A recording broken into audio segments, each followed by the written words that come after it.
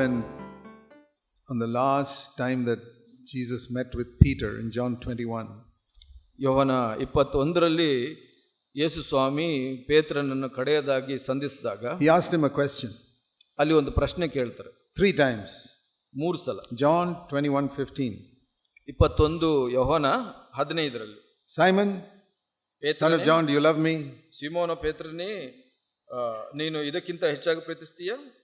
Verse 16 again, do you love me? 16ನೇ ವಚನದಲ್ಲಿ ನೀನು ಪ್ರೀತಿಸ್ತೀಯಾ? Again 17, Simon, son of John, do you love me? 17ನೇ ವಚನ 3ನೇ ಸಲ ನೀನು ಪ್ರೀತಿಸ್ತೀಯಾ, ಮಮತೆಯನ್ನು ಇಟ್ಟಿರ್ತೀಯೋ? You say, yes Lord, yes Lord, yes Lord. ಅವನು ಹೇಳ್ತಾನೆ, ಹೌದು ಸ್ವಾಮಿ, ಹೌದು ಸ್ವಾಮಿ, ಹೌದು ಸ್ವಾಮಿ. So what should you do? ನಾವು ಏನು ಹೇಳಬೇಕು? Look after my lambs and look after my sheep. 3 times Jesus said that.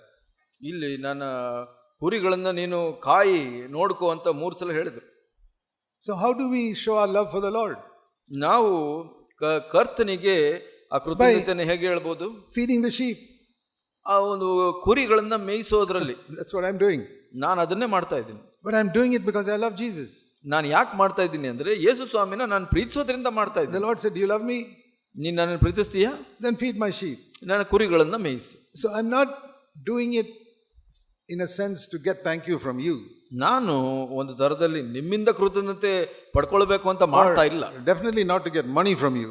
ನಿಮ್ಮಿಂದ ಹಣ ಪಡ್ಕೊಳ್ಬೇಕು ಅಂತ ಮಾಡ್ತಾ ಇಲ್ಲ. All these pastors and preachers who do it for money, they haven't understood this. ಎಲ್ಲ ಒಬ್ಬ ಸಭಾಪಾಲಕರು ಪಾಸ್ಟರ್ಗಳು ಯಾರ ಹಣಕ್ಕಾಗಿ ಮಾಡ್ತಾ ಇದ್ರು ಅವ್ರಿಗೆ ಇದು ಗೊತ್ತಾಗಿಲ್ಲ. Only in CFC we have understood it. ನಾವು CFC ನಲ್ಲಿ ಮಾತ್ರ ನಮಗೆ ಗೊತ್ತಾಗಿದೆ ಇದು. You know, CFC we have nearly 100 churches if you include all the small ones. ಎಲ್ಲ ಒಂದು ಚಿಕ್ಕ ಸಭೆಗಳನ್ನ ಕೂಡಿಸಿ ನೋಡಿದ್ರೆ ಭಾಗಶಃ 100 ಸಭೆಗಳು. In about 10 countries. 10 ದೇಶಗಳಲ್ಲಿ. We have about 150 or 180 elders. 150ರಿಂದ 180 ಸಭಾಪಾಲಕರುಗಳಿದ್ದಾರೆ. Not one of them takes any money. ಅಲ್ಲಿ ಒಬ್ಬರು ಕೂಡ ಹಣವನ್ನ ಸ್ವೀಕರಿಸೋದಿಲ್ಲ. No, not one of them gets a salary. ಯಾರಿಗೂ ಅಲ್ಲಿ ಸಂಬಳ ಸಿಗೋದಿಲ್ಲ. For serving the Lord. For serving the Lord, they don't take any salary. ಕರ್ತನನ್ನ ಸೇವೆ ಮಾಡೋದ್ರಲ್ಲಿ. We are the only church in the world like that. ಈ ಲೋಕದಲ್ಲಿ ನನಗೆ ಗೊತ್ತಿರೋ ಹಾಗೆ ನಮ್ಮ ಒಂದು ಸಭೆ ಮಾತ್ರ. You try and find out if there's any church in the world like that where everybody in that church doesn't take a salary. ನೀವು ಎಲ್ಲಾದರೂ ಕಂಡು ಹಿಡಿಯಕ್ಕೆ ಪ್ರಯತ್ನ ಮಾಡಿ ಆ ಸಭೆಯಲ್ಲಿ ಯಾವ ಸಭಾಪಾಲಕರು ಸಂಬಳವನ್ನು ತೆಗೆದುಕೊಳ್ಳಿ. I tried to search, I never found one. ನಾನು ಅದನ್ನ ಹುಡುಕದೆ ನನಗೆ ಸಿಕ್ಕಲಿಲ್ಲ. Maybe 1 or 2 churches like that, but a whole group of churches I've never found. ಯಾವುದೋ ಒಂದು ಸಭೆ ಇರಬಹುದು, ಆದ್ರೆ ಎಲ್ಲಾ ಸಭೆಯ ಗುಂಪಾಗಿ ಆ ಥರ ನಾನು ಕಂಡುಕೊಂಡಿಲ್ಲ. That is the unique thing the Lord has taught us. ನಮಗೆ ಆ ಒಂದು ಪ್ರತ್ಯೇಕವಾದ ವಿಷಯವನ್ನ ದೇವರು ಕಲಿಸಿದ್ದಾರೆ. Why are all these 150 elders doing this? ಯಾಕೆ 150 ಸಭಾಪಾಲಕರು ಮಾಡ್ತಾ ಇದ್ದಾರೆ? The Lord said, do you love me? ಕರ್ತನು ಹೇಳ್ತಾನೆ, ನೀನು ನನ್ನನ್ನು ಪ್ರೀತಿಸ್ತೀಯಾ? Yes Lord. ಹೌದು ಸ್ವಾಮಿ. Then feed my sheep. ನಮ್ಮ ಕುರಿಗಳನ್ನ ಮೇಯಿಸು. Take care of my sheep. That's why they're doing it. ಅದಕ್ಕಾಗಿ ಅವರು ಮಾಡ್ತಾ ಇದ್ದಾರೆ. We are only following what Jesus taught. ಯೇಸು ಸ್ವಾಮಿ ಏನು ಕಲಿಸಿದರೋ ಅದನ್ನ ನಾವು ಹಿಂಬಾಲಿಸ್ತಾ ಇದ್ದೀವಿ ಅಷ್ಟೇ. When Jesus said to Peter and John, follow me. ಯೇಸು ಸ್ವಾಮಿ ಪೇತ್ರ ಯೋಹನಿಗೆ ಹೇಳಿದ್ರು ಹಿಂಬಾಲಿಸು ಅಂತ. Peter didn't say what will my salary be. ಪೇತ್ರ ಕೇಳಲಿಲ್ಲ ನನ್ನ ಸಂಬಳ ಎಷ್ಟು ಅಂತ.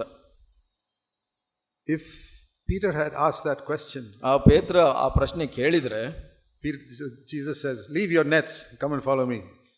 ಇವಾಗ ಯೇಸು ಸ್ವಾಮಿ ಹೇಳ್ತಾ ಇದ್ರು, ನಿನ್ನ ಬಲೆಗಳನ್ನು ಬಿಟ್ಟು ನೀನು ನನ್ನ ಹಿಂಬಾಲಿಸು. He says, Lord, fishing I get about 50,000 rupees a month.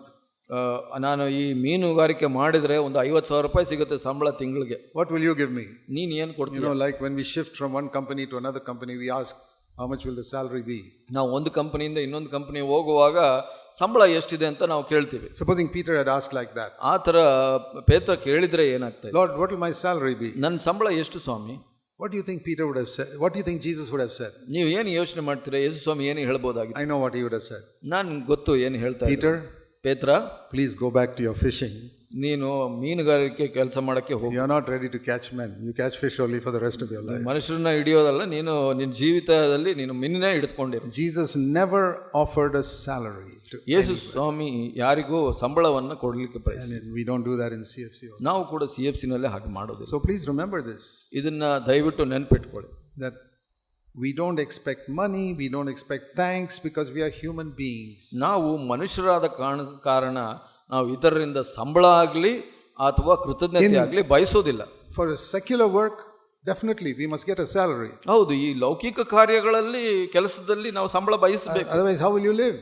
ಇಲ್ಲಾಂದ್ರೆ ಹೇಗೆ ಜೀವಿಸ್ತೀರ ನೀವು? I'm talking about preaching the word and feeding the sheep.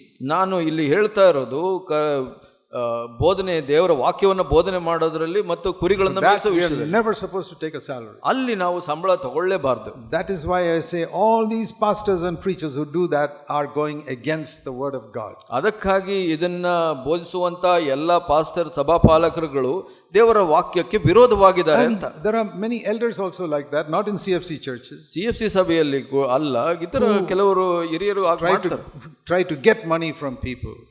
ಜನರಿಂದ ಹಣವನ್ನು ಪಡ್ಕೊಳ್ಳಿಕ್ಕೆ ಪ್ರಯತ್ನ ಮಾಡ್ತಾರೆ, being the pastor or the elder. ಅಲ್ಲಿ ಒಬ್ಬ ಹಿರಿಯರು ಅಥವಾ ಸಭಾಪಾಲಕ ಆಗೋದ್ರಿಂದ ಇತರರ ಲಾಭವನ್ನ ಪಡ್ಕೊಳ್ತಾರೆ. In the last 40 years, ನಾವು ಕಡೆ 40 ವರ್ಷದಲ್ಲಿ, I'm sorry to say, ನಾವು ದುಃಖದಿಂದ ಹೇಳ್ತೀನಿ, that in CFC also we have had 2 or 3 elders like that.